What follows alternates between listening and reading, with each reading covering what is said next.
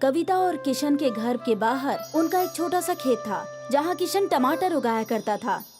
ए जी, अब खाना खाने आ भी जाइए। हाँ हाँ, आ रहा हूँ, बस थोड़ा सा अपोशी कर रहा हूँ। जब किशन खाना खाने घर आया, कब से आपको आवाज दे रही थी, अब तक तो सारा खाना ठंडा हो गया। हाँ, अब क्या करूँ? सारे पौधों को ढंग से पानी नहीं दूंगा तो अच्छे टमाटर कहाँ से उगेंगे। चलो जल्दी जल्दी खाना दो, तिजारती आने वाले हैं टमाटर खरीदने। ठीक है। कविता ने किशन को खाना परोसा और किशन ने खाना नोश फरमाना शुरू कर दिया। उसका खाना खत्म हुआ और वहाँ एक तिजारती आ गया। किशन भाई। हाँ, आया। इस बार मंडी बहुत तंग है, मैं टमाटरों की कीमत 15 रुपये किलो ही दे सकता हूँ। ये तो बहुत कम है भाई। अब भाई यही दाम है, सोच लो। लेकिन शहर के बाजार में तो 30 रुपए किलो बिक रहे हैं टमाटर। अरे बाजार में बेचने में नुकसान भी तो होता है, कितने टमाटर पिचक जाते हैं, उन्हें कोई नहीं खरीदता। फिर टमाटर बेचने के लिए जो बंदा खड़ा रहता है उसकी पगार, बहुत खर्चा है किशन भाई, तुम नहीं समझोगे। लेकिन भाई 15 रुपए की कीमत तो बहुत ही कम है। देखो भाई, ज्यादा से ज्यादा मैं तुम्हें 17 रुपए दे सकता हूँ, अगर तुम्हें मंजूर हो तो दे दो। किशन मायूस हो गया, लेकिन उसे टमाटर बेचना ही था। ठीक है भाई, ठीक है, दे दो। कितने किलो हैं टमाटर?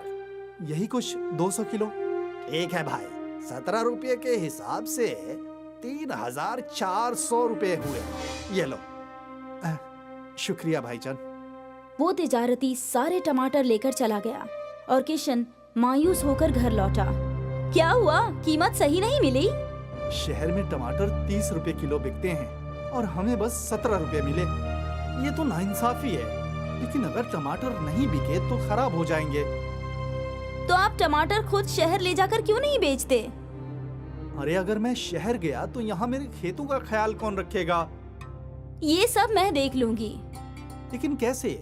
तुम घर का काम करोगी या खेत संभालोगी? आप फिक्र मत कीजिए, मैं सुबह घर के सारे काम खत्म करके खेत भी संभाल लूंगी।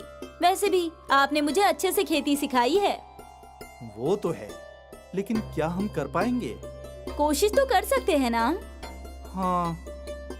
और बस तय हो गया कि कविता टमाटर उगाएगी और किशन शहर जाकर टमाटर बेच कर आएगा। एक हफ्ते बाद टमाटर की नई फसल निकली और किशन ने टमाटरों को टेम्पो में भर लिया। आज पहला दिन है, उम्मीद है सब सही होगा। बिल्कुल सही होगा, आप फिक्र मत कीजिए। किशन शहर के बाजार के लिए रवाना हो गया। वहाँ पहुंचकर उसने टेम्पो में ही टमाटर बेचना शुरू कर दिया। अरे ले लो ताजे टमाटर, ताजे रसीले लाल लाल टमाटर ले लो। बस 30 रुपए किलो, 30 रुपए किलो। 30 रुपए किलो? हाँ बाजी। दूसरी दुकान पर तो 35 है। मैं तो तुमसे ही लूंगी, जल्दी मुझे दे दो। मुझे भी 2 किलो। अरे मुझे 1 किलो। और देखते ही देखते किशन के टेम्पो के बाहर खरीदारों की भीड़ लग गई। 4 घंटे में उसके बस थोड़े से ही टमाटर बचे थे। टमाटर है क्या? बस बाजी, अब सिर्फ 4 किलो बचे हैं। सारे मुझे दे दो। शहर वालों को ताजे रसीले टमाटर कम दामों पर मिले, इसीलिए सब धड़ाधड़ बिक गए। फिर किशन उसी टेम्पो में गांव लौटा। किशन ने टेम्पो वाले को 1000 रुपए दे दिए। अरे कविता, बहुत अच्छा दिन था आज का। क्या सारे टमाटर बिक गए? हाँ, सारे बिक गए। कुल मिलाकर 250 किलो के 7500 रुपए मिले थे। 1000 टेम्पो वाले को दिया तो बचे हैं 6500 रुपए। वाह, आज तो मजा आ गया। ये हुई ना बात। एक चीज मैंने देखी कि शहर की खवातीन टमाटर चुनते वक्त बस लाल लाल टमाटर चुनती हैं। तो हमें कुछ ना कुछ तो करना ही चाहिए ना, टमाटरों को और लाल करने के लिए। YouTube पे ढूंढते हैं, कुछ ना कुछ जरूर मिलेगा। किशन ने YouTube पर सर्च किया तो उसे एक वीडियो मिला। तो ये पाउडर छिड़कना होगा टमाटरों के पौधों में। लेकिन ये कहाँ मिलेगा? शहर में कहीं ना कहीं तो मिलेगा ही। आप कल चले जाइए और ढूंढ कर ले आइए। ठीक है। अगले दिन किशन वापस शहर आया। उसने वो फर्टिलाइजर ले लिया। भाई, इसका कोई नुकसान तो नहीं है ना? अरे भाई, ज्यादा मिकदार में मत डालना, जितना पैकेट पे लिखा है ना वैसे ही डालना। हाँ ठीक है। किशन वो केमिकल फर्टिलाइजर लेकर अपने घर लौटा। कविता उसका इंतजार कर रही थी। ये लो केमिकल फर्टिलाइजर। दुकानदार ने बोला है जितना मिकदार लिखा है उतना ही डालो, जरा भी ज्यादा नहीं। इस केमिकल फर्टिलाइजर से मोटे मोटे टमाटर उगेंगे। मतलब साइज भी बढ़ेगा? हाँ। अच्छी बात है। अगले दिन किशन ने खुद टमाटर के खेतों में केमिकल फर्टिलाइजर डाला। देखो कविता, हमारे खेतों के लिए बस 2 मुट्ठी केमिकल फर्टिलाइजर काफी है। ठीक है, मैं याद रखूंगी। फर्टिलाइजर डालने के कुछ ही रोज बाद पौधों पर बड़े लाल और रसीले टमाटर उगे हुए थे। ये केमिकल फर्टिलाइजर तो बहुत ही कमाल की चीज है। हाँ देखो कितने बड़े टमाटर हैं इस मर्तबा। तकरीबन 350 किलो टमाटर निकले हैं। बाप रे, हमें तो बहुत मुनाफा होगा ना? हाँ चलो, अब मैं शहर जाता हूँ इन्हें बेचने के लिए। तुम इस फर्टिलाइजर को पानी में मिलाकर छिड़क देना, लेकिन मिकदार याद रखना। जी बिल्कुल। किशन सारे टमाटरों को टेम्पो में भरकर चला गया। यहाँ कविता को खेतों में फर्टिलाइजर छिड़कना था। 2 मुट्ठी से इतने बड़े टमाटर निकले हैं। मैं एक और मुट्ठी मिला देती हूँ और बेहतर फसल होगी। कविता ने 3 मुट्ठी केमिकल फर्टिलाइजर पानी में मिलाकर टमाटरों के पौधों पर छिड़क दिया। अगली फसल पहले के टमाटरों से भी ज्यादा बड़ी थी। वाह वाह, ये नायाब चीज है। फिर क्या था, कविता हमेशा जरूरत से ज्यादा केमिकल फर्टिलाइजर पानी में मिलाकर पौधों पर छिड़का करती थी। हमें कुछ वक्त के लिए फर्टिलाइजर नहीं डालना चाहिए। लेकिन क्यों? क्योंकि ज्यादा केमिकल फर्टिलाइजर से भी पौधों और मिट्टी को नुकसान होता है। इससे भला क्या नुकसान होगा? ये तो बहुत अच्छी चीज लगती है। कविता, जरूरत से ज्यादा कोई भी चीज नुकसानदेह होती है। तुम अगली 2 फसलों में केमिकल फर्टिलाइजर मत डालना। ठीक है, जैसा आप बोले।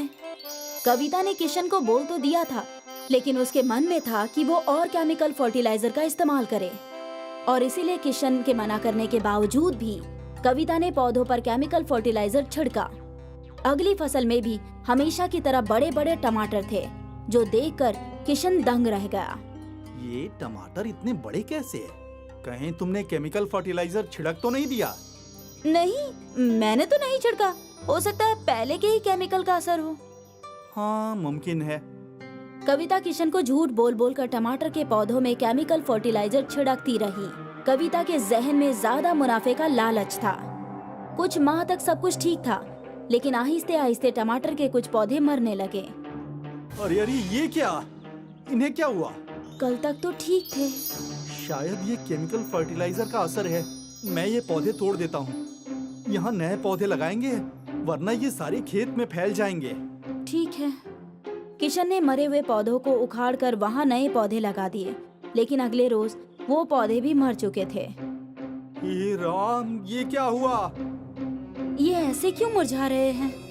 मालूम नहीं, मैं जरा साइंसदान को बुलाकर लाता हूँ। किशन पास के जरई सनत से जरई साइंसदान को अपने खेत ले आया। देखिए, ये पौधे कल ही लगाए थे और आज इनका ये हश्र है। मुझे मिट्टी की जांच करनी होगी। साइंसदान ने मिट्टी के सैंपल लिए। जब साइंसदान ने मिट्टी की जांच की तो मिट्टी में जरूरत से ज्यादा केमिकल थे। आपकी मिट्टी खराब हो चुकी है। जरूरत से ज्यादा केमिकल फर्टिलाइजर के इस्तेमाल की वजह से पूरी मिट्टी में बस केमिकल्स हैं। अब यहाँ पौधे उगना मुश्किल है, और जो पौधे अभी भी बचे हैं उस पर जरा भी फर्टिलाइजर इस्तेमाल मत कीजिएगा। ये बात सुनकर किशन और कविता दोनों हैरत में पड़ गए। ये सब मेरी वजह से हुआ है। आपने मना किया था, फिर भी मैं केमिकल डालती ही रही। कविता ने थोड़े से लालच की वजह से आज अपने उपजाऊ खेत को बंजर बना दिया। अगर वो लोग बिना केमिकल के खेती करते तो शायद कम कमाते, लेकिन उनके खेत उपजाऊ होते और उनकी जिंदगी खुशहाल। मीनू और राजू महाराष्ट्र के एक गांव में रहते थे। बचपन में ही उनके अम्मी अब्बू की मौत हो गई थी, इसलिए उनकी दादी ने उन्हें पाला था। गरीबी के कारण उनके घर में गैस सिलेंडर नहीं था। तीनों सुबह सुबह जंगल में लकड़ियाँ चुनने जाते थे। मीनू, तूने अभी तक कितनी लकड़ियाँ चुनी है? मैंने 15 लकड़ियाँ बीनी है बुद्धू। और तूने अभी तक सिर्फ 10 लकड़ियाँ बीनी है। दादी ये झूठ बोल रही है। इसने सिर्फ 10 लकड़ियाँ ही चुनी थी और फिर मेरी 5 लकड़ियाँ चुरा ली।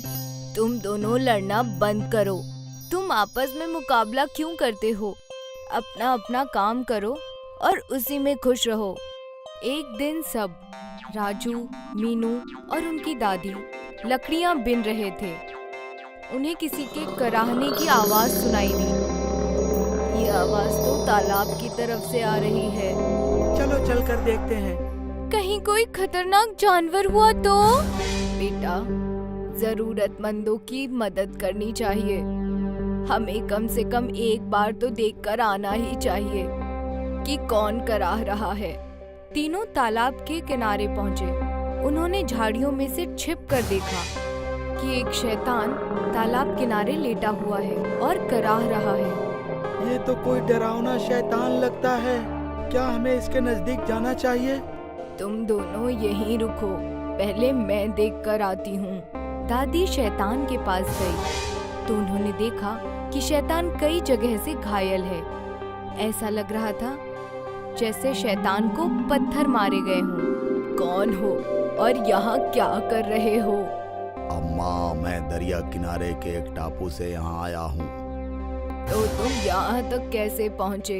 मैं मांस नहीं खाता, इसीलिए मेरी कौम के लोगों ने मुझे टापू से निकाल दिया। जब मैं महाराष्ट्र पहुँचा तो लोग मेरी शक्ल सूरत देखकर डर गए और उन्होंने मुझे पत्थर मारे। मैं भागता भागता यहाँ तक पहुँचा हूँ। राजू और मीनू, झाड़ियों से निकल आओ, ये बुरा शैतान नहीं है। राजू, मीनू और दादी ने मिलकर शैतान के घाव धोए और खाने को फल दिए। ये फल हमने इस जंगल से ही तोड़े हैं। तुम ढूंढोगे तो तुम्हें यहाँ आम, जामुन और अंगूर के पेड़ मिल जाएंगे। अब दादी, राजू और मीनू जब भी लकड़ियाँ इकट्ठे करने जाते थे, शैतान से मिलकर आते। लेकिन एक दिन एक सरकारी अधिकारी ने उन्हें रोक लिया। सुनो तुम तीनों, आज के बाद जंगल में मत आना। हुकूमत ने जंगल के दरख्तों की कटाई पर रोक लगा दी है। आप गलत समझ रहे हैं। हम कोई पेड़ नहीं काटते, सिर्फ जमीन पर गिरी हुई लकड़ियों को ही बीनते हैं। बढ़िया, ज्यादा दिमाग मत चला। एक बार मना कर दिया तो कर दिया। इस तरह तीनों के जंगल जाने पर रोक लग गई। लकड़ियों के अभाव में राजू, मीनू के घर चूल्हा जलना भी बंद हो गया। फल मिलने भी बंद हो गए। दादी अपनी जान पहचान की दुकान से राजू, मीनू के लिए कुछ सामान उधार लाया करती थी। ये लो बच्चों, बिस्कुट, नमकीन खाकर गुजारा कर लो। अब पता नहीं हमारे घर खाना कब बनेगा। कुछ दिनों बाद दादी जब दुकान पर पहुंची तो दुकानदार ने उधार देने से मना कर दिया। तुमने अभी पिछला बकाया ही नहीं चुकाया है और अब फिर से सामान लेने आ गई हो। इस तरह तुम्हारी जिंदगी कैसे चलेगी? एक काम करो, बच्चों को लेकर मुंबई चली जाओ और वहाँ कुछ काम धंधा करो। दादी ने घर आकर सारी बात राजू और मीनू को बताई। बच्चों, क्या तुम मुंबई चलोगे? हाँ दादी, मुंबई चलते हैं। मैं मुंबई देखने के लिए बहुत एक्साइटेड हूँ। मगर दादी, धंधा शुरू करने के लिए पैसे कहाँ से आएंगे? तुम्हारे दादा की अंतिम निशानी ये मंगलसूत्र मेरे पास रह गया है। इसे गिरवी रखकर कुछ पैसे तो मिल ही जाएंगे। राजू, मीनू और दादी मुंबई चले गए, लेकिन उन्हें समझ नहीं आ रहा था कि किस चीज की रेहड़ी लगाएं। दादी, मुंबई का वड़ा पाव मशहूर है। वड़ा पाव की दुकान लगाते हैं। नहीं, वड़ा पाव तो हर जगह बिक रहा है। पूरी आलू की रेहड़ी लगाते हैं। नहीं, समोसा और ब्रेड पकौड़ा। नहीं, चाउमीन और डोसा। चाउमीन की रेहड़ी लगाएंगे क्योंकि चाउमीन के ठेले यहाँ कम हैं। उधर शैतान जंगल में परेशान हो रहा था। वो जंगल में राजू, मीनू और दादी का इंतजार कर रहा था।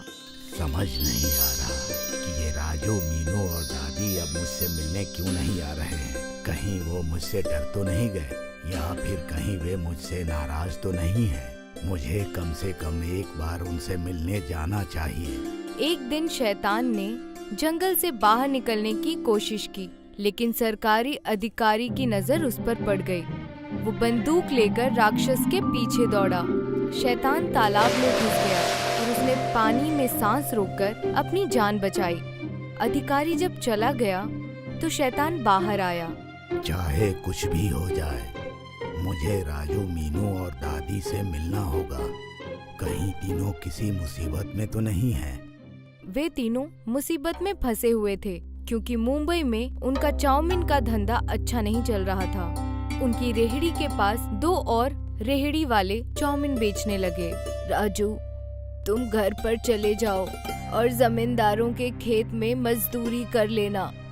यहाँ मुंबई में हम तीनों का खर्चा नहीं चल पा रहा है। रही बात हम दोनों की, तो मीनू और मैं यहाँ काम संभाल लेंगे। राजू गांव वापस आ गया। राक्षस चाचा से मिले कई दिन हो चुके हैं। मुझे उनसे मिलकर अपनी परेशानी उन्हें बता देनी चाहिए। एक रात राजू झाड़ियों में छिपकर बैठ गया। सरकारी अधिकारी के सोने का इंतजार करने लगा। जैसे ही अधिकारी को नींद आई, राजू दबे पांव जंगल में घुस गया। शैतान एक पेड़ के ऊपर छुप कर रहता था। जैसे ही शैतान ने राजू को देखा, वो पेड़ से कूद पड़ा। तुमने तो मुझे डरा ही दिया था चाचा। और सुनाओ, तुम्हारे क्या हाल चाल हैं? यहाँ जिंदगी बहुत खराब है। सरकारी अफसर रोजाना गश्त पर आता है और मुझे उससे छिपकर रहना पड़ता है। तुम लोग कहाँ चले गए थे? कितने दिनों बाद तुमसे मिलना हुआ? हम लोग मुंबई चले गए थे। दादी और मीनू अभी भी वहीं पर हैं। वहाँ हम लोगों का कारोबार अच्छा नहीं चल रहा है, इसीलिए मैं लौट आया। तुमने कौन सा कारोबार शुरू किया? चाउमीन की दुकान लगाई है।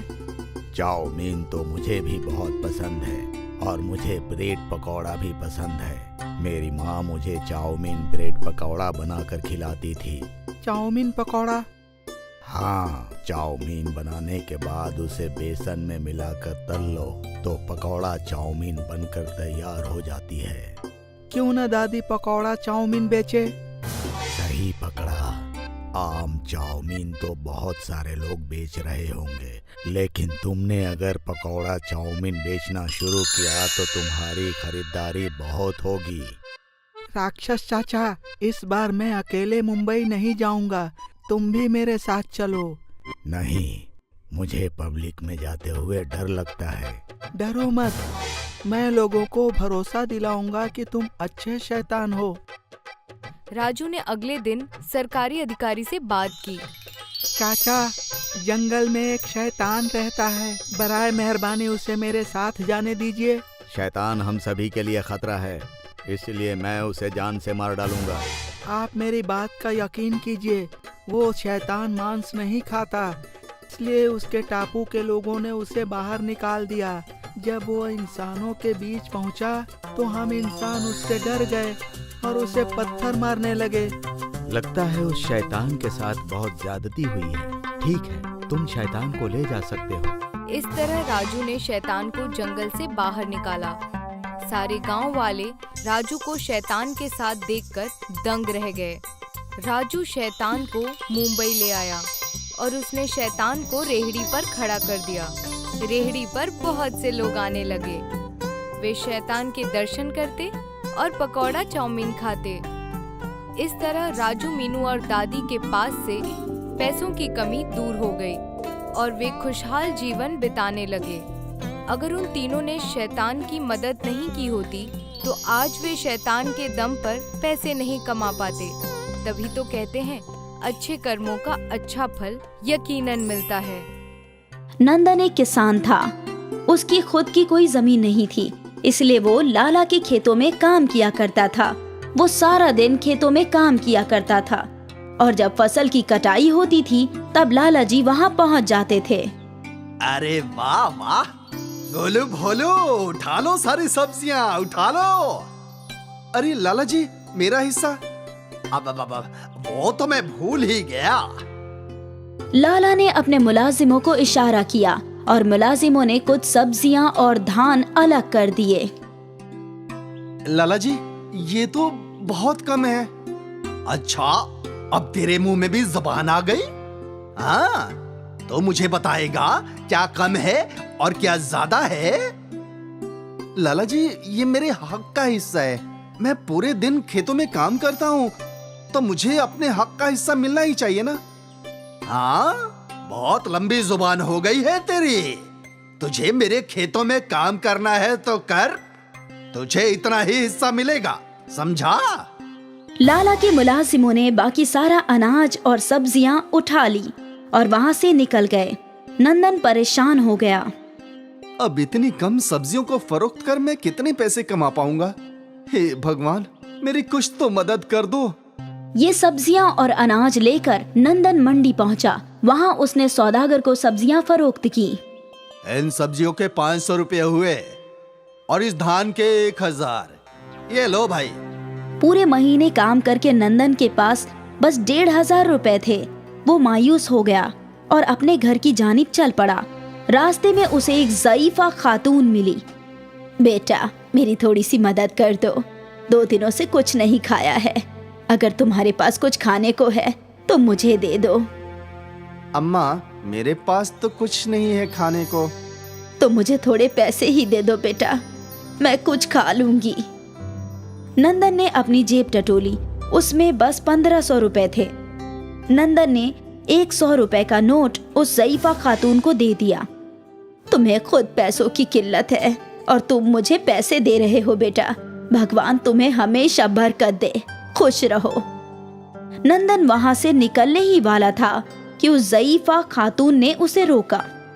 रुको बेटा, तुमने मेरी मदद की है, मैं भी तुम्हें कुछ देना चाहती हूँ।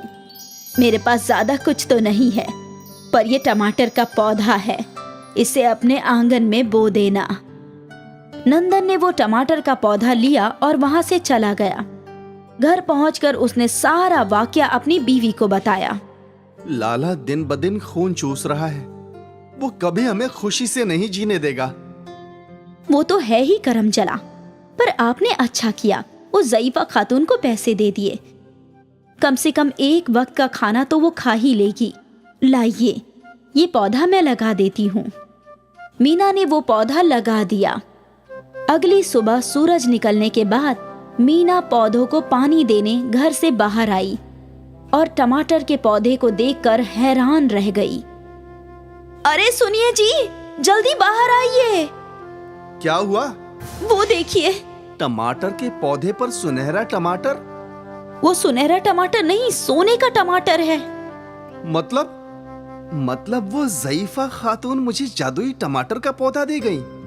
वो कोई आम खातून नहीं थी, वो कोई फरिश्ता थी, फरिश्ता। मीना के ऐसे बोलते ही उस पौधे में से एक धुआं निकला और वो ज़ईफा खातून नजर आने लगी। भगवान हर किसी के पास खुद नहीं आ सकते, इसलिए लोगों की नेक दिली आजमाने के लिए उन्होंने हमें भेजा है। नंदन, तुम नेक इंसान हो, इसलिए ये सोने के टमाटर का पौधा मैंने तुम्हें दिया। इस पौधे में रोज एक सोने का टमाटर उगेगा, लेकिन होशियार रहना, जिस किसी ने भी इस पौधे को उखाड़ने की कोशिश की वो मारा जाएगा। तुम्हारा कल्याण हो। वो धुआं आसमान की जानिब उड़ गया और नंदन और मीना के तो किस्मत ही खुल गए। उस सोने के टमाटर को फरोख्त कर नंदन ने अपना खुद का खेत खरीद लिया और नंदन का छोटा सा घर अब 2 मंजिला इमारत बन गई। नंदन और मीना अब बहुत ही खुशहाल थे। सोने के टमाटरों की बात गांव में आग की मानिंद फैल गई और लाला को भी ये बात पता चली। सोने के टमाटर? उन सोने के टमाटर के पौधों की वजह से नंदन रातों रात अमीर बन जाएगा। वो पौधा मुझे चाहिए, किसी भी हाल में मुझे चाहिए। चलो, सबके सब चलो। लाला तमतमाता हुआ नंदन के घर पहुंचा। नंदन, ओए नंदन, निकल बाहर। कौन है? कौन है जो भूखे कुत्ते की मानिंद शोर मचा रहा है? तेरी इतनी जुर्रत तो मुझे भूखा कुत्ता बोलेगा? गलती हो गई लाला जी, आपको तो सुअर बोलना चाहिए था ना।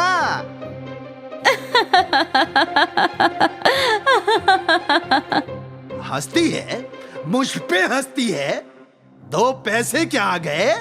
तुम दोनों मेरा मजाक उड़ाओगे? गोलू भोलू, नंदन की बीवी को पकड़ लो। गोलू भोलू ने फौरन मीना के हाथ बांध दिए। अरे अरे, ये क्या कर रहे हो? चल मेरे साथ। छोड़ दो मुझे। मेरी बीवी को छोड़ दो, छोड़ दो लाला जी। अब आया ना ऊंट पहाड़ के नीचे। अगर तुझे तेरी बीवी चाहिए तो वो सोने के टमाटर का पौधा मुझे दे दे, दे दे दे दे। लेकिन होशियार रहना, जिस किसी ने इस पौधे को उखाड़ने की कोशिश की वो मारा जाएगा। तुम्हारा कल्याण हो। नंदन को ज़ईफा खातून की बात याद आ गई और उसकी शक्ल पर एक मुस्कान आई। मैं देता हूँ, मैं तुम्हें वो पौधा देता हूँ, पर तुम्हें खुद उस पौधे को जमीन से उखाड़ना होगा। अब हाँ हाँ ठीक है, इसमें कौन सी मुश्किल है। नंदन लाला को आंगन में ले गया। वो रहा, वो सोने के टमाटरों का पौधा। वाह वाह, अब वो पौधा मेरा है, मेरा।